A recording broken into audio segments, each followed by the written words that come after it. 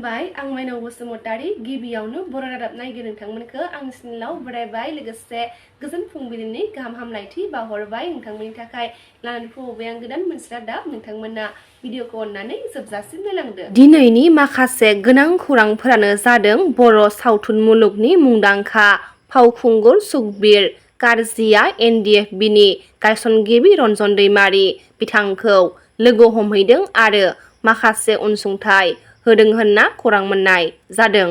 न'नि हा-हुखौ लानानै गावनि असे बिनानाव आरो भागिनखौ सिखाजों गाज्रि रोखोमै गाग्लोबदों मीना बर' मुंनि असे बिनानावखौ शुक्लेश्वर बर'आ गाज्रि रोखोमै गाग्लोबदों होनना मिथिनो मोनदों। खौरां मोननाय बायदिब्ला तामुलपुर जिल्ला बेन्दोंआव थानाय खन्दिगर बारिबान्द गामियाव मोनसे गिख्रंथाव जाथाय सोमजिदों।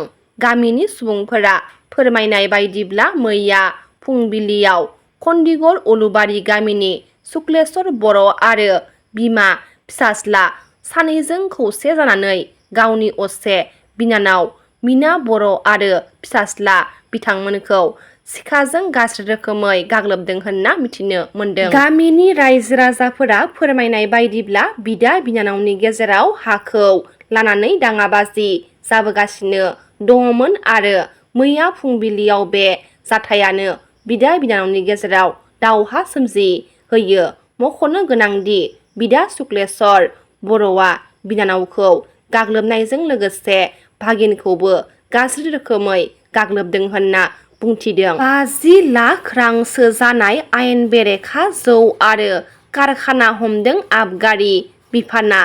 आसाम आबगारि बिफाना चिरांनि भारत-भुटान सिमा सेरनि सान्तिपुर ओनसोलाव अपारेशन खालामनानै गोबां जाफुंसार जानो हादों।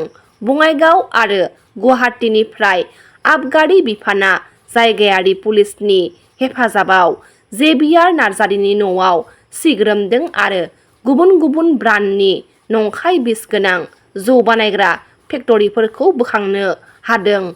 मख'नो गोनांदि बेनि उनाव फुंखा नार्जारिनि न'जों लोगोसे मोनब्रै जायगायाव सिग्रोमनाय जादों आरो गुबुन गुबुन मुंदांखा ब्रान्डनि नंखाय जौ गंनै ड्रामाव दिहुनजानाय 400 लिटार नंखाय जौ लेबेल खालि बथल कार्टन बानायनायाव बाहायनाय 1200 लिटार रासायनिक मिथाइ जब्द खालामदों। गासै 50 लाख रांसोनि मुवा जागोन होनना खौरां मोननाय जादों। सिग्रोमनाय समाव जेबियार नार्जारि आरो फुंखा नार्जारिया नंखाय जौ बानायग्रा गंसे फेक्टरियाव खामानि मावग्रा तेजपुरनि 3 सेंग्राफोरखौबो हमदों होनना खौरां मोनदों। इन्डियान इडुकेसन आइकन एवार्डनि थाखाय बाक्सा जिल्ला बरमा आलागुजार गुदि फरायसालिनि गाहाय फोरोंगिरि खोमसार बसुमतारिखौ सायख'बाय होनना खौरां मोननाय जादों।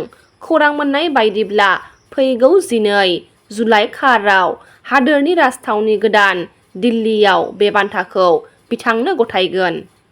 हाबा जाखांनायनि उनावनो राजा रघुबंशीखौ बुथारग्रा 7 दायनिगिरिफोरखौ थांनाय मैया शिलंनि बिजिरसालियाव हाजिर खालामदों। थांनाय 11 जुननिफ्रायनो मेघालय पुलिसनि जिम्मायाव दङमोन राजानि बिसि सनम रघुबंशीजों लोगोसे गुबुन 4 दायनिगिरिफोरा। फावखुंगुर बिपुल मुसाहारिखौ देहायारि गाग्लोबनायनि न्याय नागिरनानै सिडली थानायाव रायजो राजाफोरा खुद्रिसारदों। मख'नो गोनांदि गुरुबासा VCDCनि मासिगिरि आरो बर' सावथुन मुलुगनि फावखुंगुर बिपुल मुसाहारिखौ गाग्लोबनाय जाथायखौ लानानै न्याय मोननांगौनि असिलायै बिपुल मुसाहारिनि अनजालि बिसि सानसुमै मुसाहारिया सिडली थानायाव FIR होनाय जादोंमोन। नाथाय 24 घन्टानि गेजेराव FIR होनाया रेजिस्टार जायैखौ लानानै गामिनि रायजो राजाफोरजों लोगोसे सानसुमै मुसाहारिया सिडली थानायाव फैनानै पुलिस बिफाननि मावसुमाफोरजों नारा नाथा जुजिनायखौ समाजारि बिजोंनि गेजेरजों नुनो मोननाय जादों।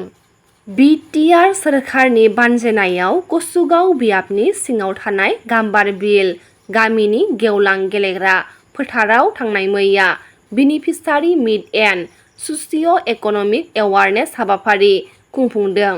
बिटिआरनि गाहाय मावफुं सोद्रोमा प्रमद बर' बिथांनि बिथोन बायदियै बिटिआर ओनसोलनि गासैबो बियाबफोरावनो beneficiary meat and socio' economic awareness हाबाफारि खुंफुंगासिनो थानाय बायदिनो मैया कसुगाव बियाबनि सिङाव थानाय गाम्बारबिल गामिनि गेवलां गेलेग्रा फोथाराव beneficiary meat and socio' economic awareness हाबाफारि खुंफुंबाय।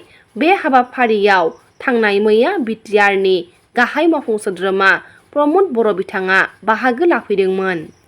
रादाबा एसेनोसै, गाबोन फिन गोदान रादाब लानानै लोगो मोनगोन। नोंथांमोना भिडिअखौ जोबजासिम नायनायब्ला अन्नानै लाइक, शेयार, कमेन्ट लोगोसे साबस्क्राइब खालामनानै होदो। गोजोन्थों।